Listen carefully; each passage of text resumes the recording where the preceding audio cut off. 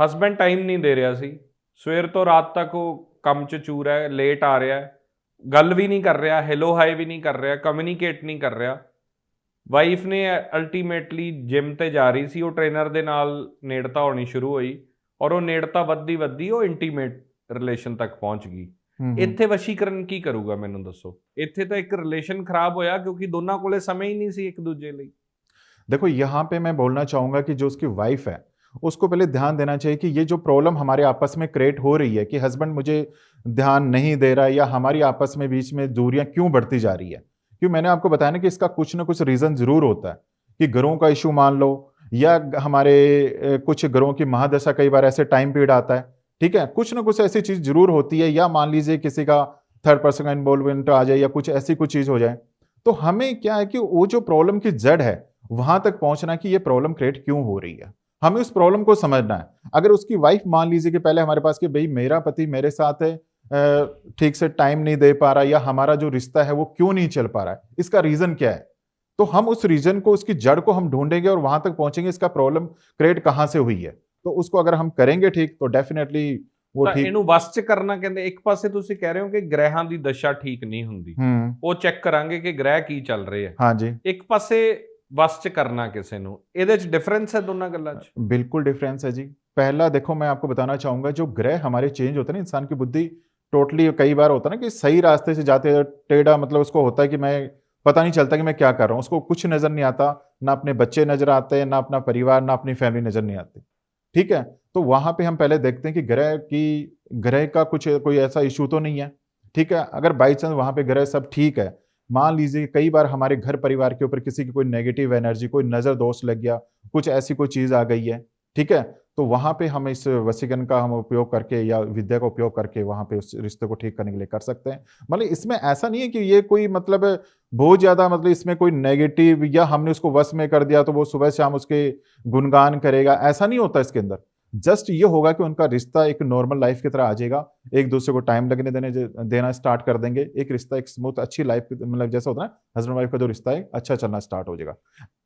ਭਾਰਤ ਦੀ ਆਬਾਦੀ 150 ਕਰੋੜ ਦੇ ਨੇੜੇ ਹੈ, ਦੁਨੀਆ ਦੀ ਆਬਾਦੀ 800 ਕਰੋੜ 850 ਕਰੋੜ ਦੇ ਨੇੜੇ ਹੈ। ਬਾਕੀ 650 ਕਰੋੜ ਲੋਕ ਨਾ ਐਸਟ੍ਰੋਲੋਜੀ ਨੂੰ ਮੰਨਦੇ ਆ, ਨਾ ਗ੍ਰਹਿਾਂ ਨੂੰ ਮੰਨ ਰਹੇ ਆ, ਫਿਰ ਵੀ ਉਹ ਸਾਡੇ ਤੋਂ ਵੱਧ ਕਾਮਯਾਬ ਨੇ, ਉਹਨਾਂ ਦੀ ਸਿਵਿਕ ਸੈਂਸ ਅੱਛੀ ਹੈ, ਉਹ ਮੁਲਕ ਡਿਵੈਲਪ ਹੋ ਗਏ, ਹਰ ਚੀਜ਼ 'ਚੋਂ ਸਾਡੇ ਤੋਂ ਬਿਹਤਰ ਨੇ, ਸਪੋਰਟਸ 'ਚ ਸਾਡੇ ਤੋਂ ਬਿਹਤਰ ਨੇ। ਤੇ ਅਸੀਂ ਜਿਹੜੇ ਮੰਨ ਰਹੇ ਹਾਂ 150 ਕਰੋੜ ਲੋਕ, ਉਹ ਦਿਨੋਂ ਦਿਨ ਮਾੜੇ ਹਾਲਾਤਾਂ 'ਚ ਰਹਿ ਰਹੇ ਆ। फिर इस विद्या कित्थे काम आ रही है साडी?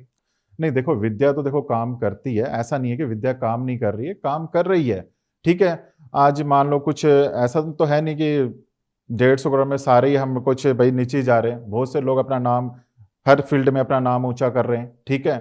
कुछ लोग है कि टाइम के अनुसार, देखो इसमें कर्म भी जरूरी है, मेहनत भी जरूरी है। ऐसा नहीं है कि किसी के जीवन में, मतलब आप मान लीजिए कि इंसान के जीवन में भाई 80 साल की उम्र, 90 साल की जीवन का योग लिखा हुआ है, ठीक है, अगर वो कर्म नहीं करेगा, मेहनत नहीं करेगा या अपना जीवन को आगे बढ़ने नहीं सोचेगा, तो वो कहीं ना कहीं 50-60 साल की उम्र में बेड पे आ जाएगा। तो देखो कर्म तो जरूरी है, अगर कर्म हम करते रहेंगे, अपना मेहनत करेंगे, तो उसका फल भी हमें जरूर मिलेगा और इंसान कहीं से कहीं पहुंचेगा जरूर।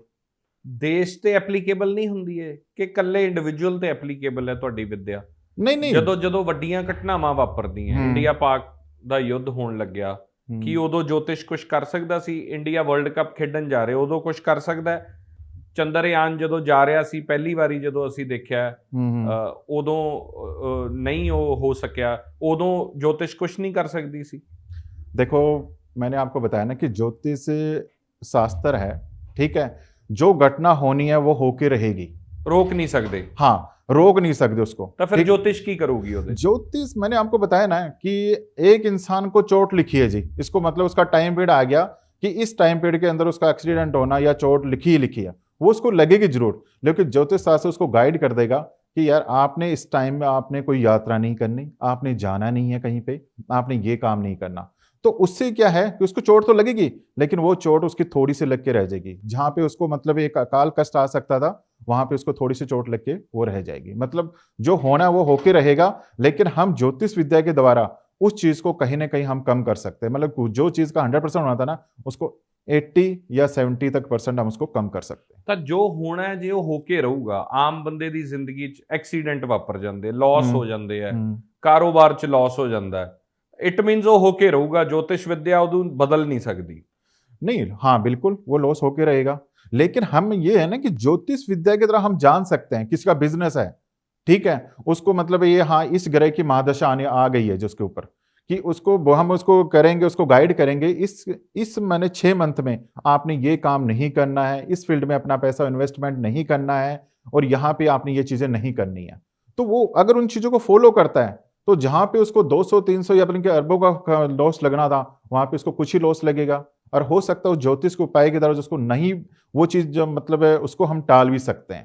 कुछ चीजें ऐसी होती हैं जिसको टाला भी जा सकता है। मैं ऐसा नहीं कि सभी चीजों को टाल सकते हैं, कुछ चीजें ऐसी होती हैं कि अगर उसकी हम शांति या कुछ ऐसी कुछ विधि घर पे करें या अपना खुद भी करें तो उसको टाला भी जा सकता है। ਤੁਸੀਂ ਪ੍ਰੈਡਿਕਸ਼ਨਸ ਕਰ ਸਕਦੇ ਹੋ ਕਿ ਫਿਊਚਰ 'ਚ ਕੀ ਹੋਊਗਾ?